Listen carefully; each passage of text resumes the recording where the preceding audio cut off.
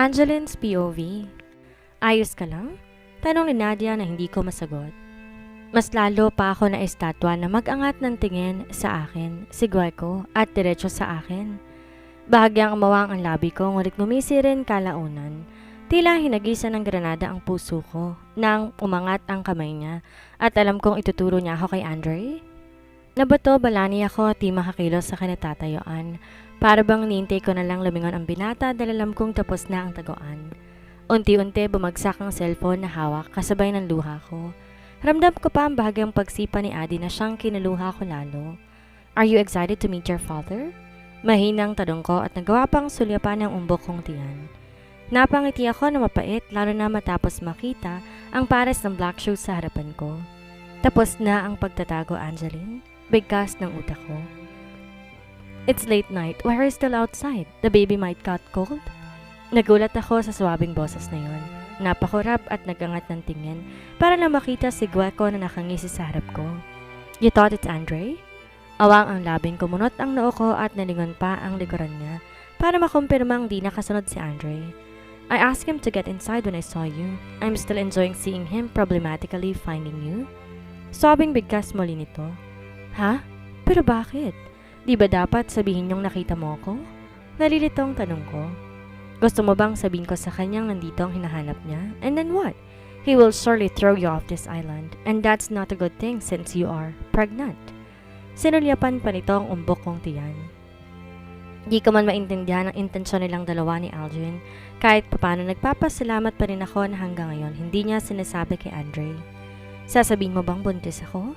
Mahinang tanong ko. Kumibit balikat ito at pinulot ang cellphone ko sa buhangin. Pinagpagan niya to bago inabot sa akin. As of now, I won't. But I want you to know that Andre deserves to know about that child. And the child deserves to have a father. Don't make it too long for them to meet Miss Dimasupil. Napayoko ako tinamaan sa sinabi nito. Wala akong balak na ipakilala ang anak ko kay Andre. Ngunit ayaw ko rin lumaki si Adi na ohaw sa magulang. Pero paano ko ipapakilala si Adi sa ama nito? Kung alam ko sa sarili kong pwede niyang itanggi at di tanggapin ang anak ko. Iyon ang paulit-ulit na gumugulo sa isipan ko. Sa kabilang banda, di rin ako nagtagal sa Benavista. Delikado na rin doon lalo pat nasa tabing resort lamang si Andre. Lumipat ako sa kabilang bayan at napamuling manatili sa tabi ng dalampasigan. Gusto ko na ang tunog ng alon at ang pakiramdam ng buhangin sa mga paa ko, kung kaya mas pinili ko dito. Napanatag ako na hindi na ako gagambalain pa ng bakas ni Andre o ni Aldrin o ni Gueco pa. Nagharap ako ng ospital sa panganganak at gaya ng pangako nga ni Nadia ay umuwi siya noong 8 buwan. Di siya umalis sa tabi ko at palagi pa akong binabantayan kung manganganak na ba ako. Anong due date bang sinabi ng doktor mo? Namewang to sa harap ko at kunot noong nakaintingin sa umbok ng tiyan ko. Sa katapusan ng buwan. Katapusan ng buwan, Angeline, hindi pa rin ba humihilab? Nag-aalalang tanong na nito. Umiling ako. Wala naman kasi ako maramdamang sakit. Mababa na ang tiyan ko pero walang hilab. Wala, kahit sa likod, wala. Mahinang bigkas ko. Binalot ng pag-aalala ang mukha niya at napailing. Hindi po pwedeng ganon. Hindi rin pwedeng lumipas ang mga araw na sa due date mo. Baka ma-overdue ka at pares kayo mapahamak ng anak mo. Nakagat ko ang labi at di maiwasang mag-alala. Nangilid ang luha at inalis sa isipan ng mga negatibong bagay na naiisip ko. Diretso na tayong ospital, Angeline. Ngayon na. Deklara ni Nadia na hindi ko na tinanggihan. Nag-ayos lang kami ng gamit, nadadalhin pati gamit ni baby. Kahit tila nga ba minamartilyo ang puso ko, sinubukan kong lulukin ang takot para kay Adi. Di ko alam kung anong oras kami nakarating sa ospital. Hindi pa rin ako agad na-admit. Hinintay pa si doktora at sinek pa ako nito ulit. Sinubukan pahilabin ng tiyan ko pero ayaw talaga. Hindi natin po pwedeng ipagpabukas to. The baby should be out by now and yet you are not in labor. Huwag ka munang kumain at uminom ng tubig sa ngayon. CS section ka mamayang gabi, Mrs. Anito na nagpahulog sa puso ko. Operahan po, Doc? Naniniguradong tanong ko. Tamango to bago tinawag ang nurse. Wala na ibang paraan. Kailangan na mailabas ang baby mo. Natulala ako at nandamig. Di ko alam kung kakayanin ko bang operasyon. Napahawak ako sa kaibigan na nanlalamig din ng kamay. Kinakabahan ako, Nadia. Kapag hindi ako nagising, ikaw na lang mag-alaga kay Adi. Umayos ka nga, Angeline. Kinikilabutan ako sa iyo eh. Kumalma ka muna, ako tong kinakabahan eh. Nandito lang ako oh. May ilalabas si Adi at magiging safe kayong dalawa. Claim mo na yan. Pagpapalakas loob nito. Muli akong ngumiti. Maya-may mag-isa na ako sa kwarto at talagang nakakatakot. Paano kung parehong manganib ang buhay namin ni Adi? Paano kung huli na pala ito? Sinubukan kong huminga na malalim at maingat na hinaplos ang tiyan ko. Huling buwan at panganak na lamang, makikita ko na ang anak ko. Tahimik akong nagdasal at pilit na nagtiwala na malalampasan ko rin to. Pumikit ako at napamulat din agad matapos kong marinig ang pinto. Bumunga doon si Nadia na hindi mapakali, kagat pa ang hindalaking daliri. Na paano ka? May tinakasan ka? Naguguluhang tanong ko. Ano kasi? Ano? Naiinip kong tanong. Nagpalakad-lakad to at di mapakali. Kumalma ka nga, Nadia. Ikaw na lang kaya ang mga anak. Tinaas ko ang kilay ko na ikinatigil niya. Lumapit pa siya at umupo sa tabi ko. Huwag ka magagalit ha. Kumunot ang noo ko at mas tumaas ang kilay. Bakit? Binenta mo na ako? Hindi, pero parang ganun na rin. Umayos ka nga. Mahinang sigaw ko sa kanya. Hindi ko maintindihan ang kilos ito at tingin ko kapahamakan ang ginagawa niya. Huminga siya na malalim at agad na hinawakan ang kamay ko. I am sorry, Angeline. Mauna pa yata ako mawawalan ng malay sa'yo kaya tinawagan ko si Aldrin at tiniling na sabihin kay Andre na manganganak ka na. Tuloy-tuloy na bigkas nito. Gusto kong magalit kay Nadia dahil sa ginawa nito. Ngunit bumalik ang nurse para sabing isasalang na ako. Sa huli, mariin ko siyang tiningnan. Kagat ang kamay at bakas sa mukha nito ang pagsisisi. Huminga ako na malalim at pinagpasa Diyos na lamang kaligtasan namin mag-ina. Pilit kong kinakalma ang puso sa durasyon noon kahit pag gusto kong magwala. Hindi ko nga alam paano natapos o kung narinig ko bang umiyak si Adi. Ang alam ko lang gusto kong tumayo, bumalik sa kaninang kwarto at magpahinga. Di ko nga sigurado kung natulog ba ako basta't ang alam ko lang. Nalingat ako sa boses ni Nadia at isa pang boses ng lalaki. Is she alright? Di ko sigurado, siguro. Sandali nga, paano ba hawakan yung baby? I don't know, I've never held a baby my whole life. We will call the nurse. Sira, mga istorbo ka pa ng iba? Of course! Hindi pwedeng hindi tayo mag-iingat sa paghawak kay Adi. That's my nephew we're talking about, the heir of our empire, and my brother's firstborn. Lahat tayo mawawala sa mundo pag pinabayaan natin si Adi, not just to Andre. Ngunit sigurado ko hindi magdadalawang isip ang aking lolo, Dante, na kalabitin ang gatilyo para sa kanyang apo sa tuhod. Tuloy-tuloy na sabi nito. Mahinang angin lang mula kay Nadia ang narinig ko bago mga yabag na papaalis. Cute little baby, you are a Montero? Wear that name. Adi Montero. Yon ang mga narinig ko mula kay Aldrin. Kahit gusto kong matuwa na tanggap niyang anak ko, ayoko pa rin mapunta to sa kanila. My baby may deserve all the luxuries, but he doesn't deserve to be neglected. Kaya't kahit tanggap siya ni Aldrin, hindi pa rin ako papayag. Depende na lang kung tatanggapin siya ng ibang miyembro ng pamilya nila. Gusto kong silipin si Adi o tingnan man lamang sa mukha.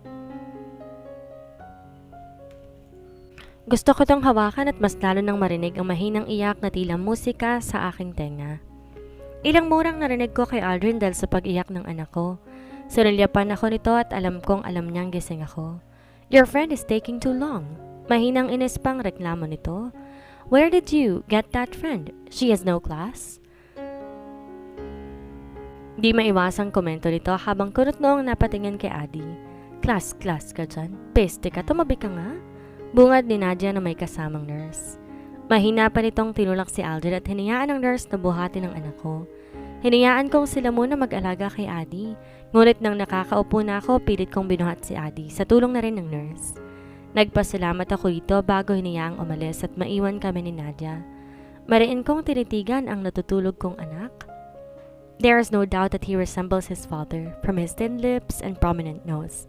He looked like a handsome baby boy. Kahit ang balat niya ay halatang kutis may kaya sa buhay. Pinakatitigan ko to habang tulog at hinahanap kung ano bang nakuha sa akin. Ngunit bumagsak ang balikat ko matapos makitang wala. Hiling ko na lang na sana mata ko ang makuha niya. Marahan ko hinaplos ang pisngi niya. Maingat ko siyang binuhat sa bisig ko. This is the first time I carried him. Nakailang beses yata ako nag-practice sa unan para nang makuha ang tamang pagbuhat. Ang gwapo, no? Habulin din niya ng babae, sigurado. Ani Nadia bago nito ipitin pataas ang buhok ko. Maraming paiiyaking babae yan. Dagdag pa nito. Ubiling ako at barang hinela si Adi matapos itong mahinang umingit. Hindi ko hahayaan yan. Babae rin ako at hindi deserve ng mga kababaihan na umiyak. Mapipigilan mo ba naman yun? Tandaan mo, Montero ang nananalitay na dugo dyan sa baby mo. Pustahan tayo. Mana sa ama yan. Mukha pa lang kamukha na ni Andre. Sana pati nga mga mata niya. Mga mata ko ang makukuha niya. Hindi sa buhok niyang tatay. Malit akong napangiti nang pumasok na sa imahinasyon ko nakakulay na mata ko ang mga mata ni Adi. Mukha siyang lalaking may malambing na mata kapag ganoon. Oo nga pala, tingnan mo nga kung okay yung birth certificate ni Adi. Mula sa gilid ay hinanap ko ito. Check ko lang tapos tawagan mo ako sa cellphone kapag kailangan mo na ako dito ha. Kaya ko na to, Nadia. Sige na, para makalabas na rin tayo. Baka lumaki pa yung bill natin dito eh. Ayos lang yan. May banker tayo. Nagtaas baba pa ang kilay nito bago umalis. Nangunot naman ang noo ko sa sinabi niya. Ngunit matapos makitang pumasok si Aldrin sa kwarto ay napagtanto ko. Baka siya na magbabayad sa bill. Aldrin, di mo naman kailangan bayaran pa ang bill dito. Who says I am the one who will pay the bill? Not me, Miss Dimasupil. Ngumisi to bago sinilip si Adi sa mga bisig ko. What? Sino magbabayad? Si Nadia? Naguguluhang tanong ko. Of course not. Ang kaibigan mong yan walang anumang bagay maliban sa kanyang bibig na nagsasalita na masama. Kung ganoon, sino? Alangan namang si Daddy. Daddy of Adi, of course. My brother Andre will pay for the bill. Putol nito sa mga sasabihin ko pa. Ha? Huwag mo sabihing sinabi mo sa kapatid mo. Aldrin naman. Paano na lang kung basta na lang kunin ni Andre ang anak ko? Malamang hindi ako isasama at baka ipatapon pa ako sa malayo. Aldrin, please naman. Hayaan mo muna na makasama kong anak ko at huwag mo naman basta na lang ipaalam sa kuya mo. Pakiusap ko pa sa kanya.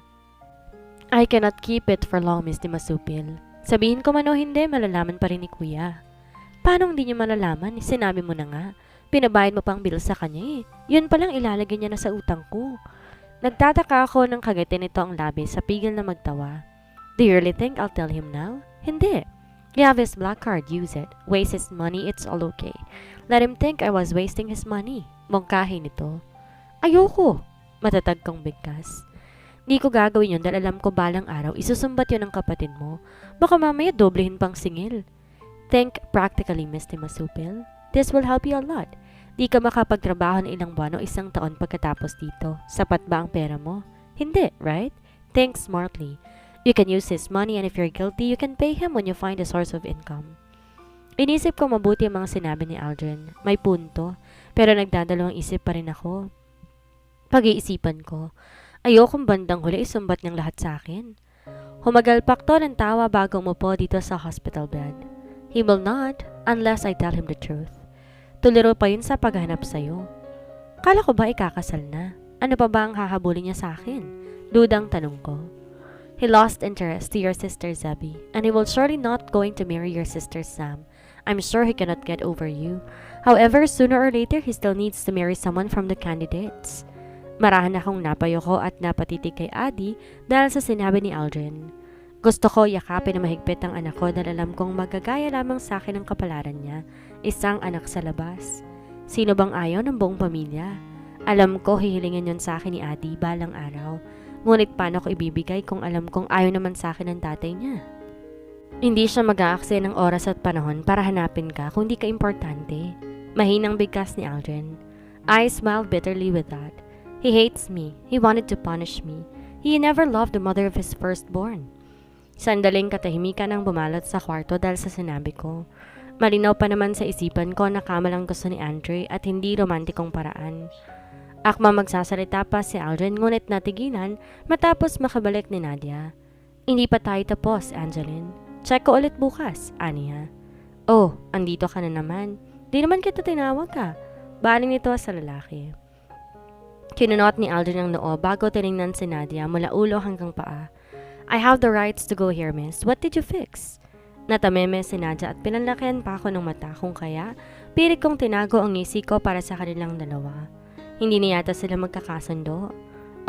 Ano? Yung birth certificate ni Adi? Mahinang bigkas niya na muntikan ko nang ikinatawa. Bahagyang nailing si Aldrin at tila napaisip pa. I know what you're thinking, Aldrin. Please, wag mong pakialaman ng birth certificate ng anak ko. Mariin kong bigkas. Alam kong naisip yun gawin, ngunit hindi ako papayag. Ako ang nagpapahirap para kay Adi, kaya't ako lang may karapatan sa kanya. May karapatan ng kapatid ko, Miss Dimasupil. Kung balang araw magde-demand ang kapatid ko para makasamang anak niya, please let him. He deserves the truth kahit hindi na muna ngayon. Ano yung seryosong tinignan si Adi.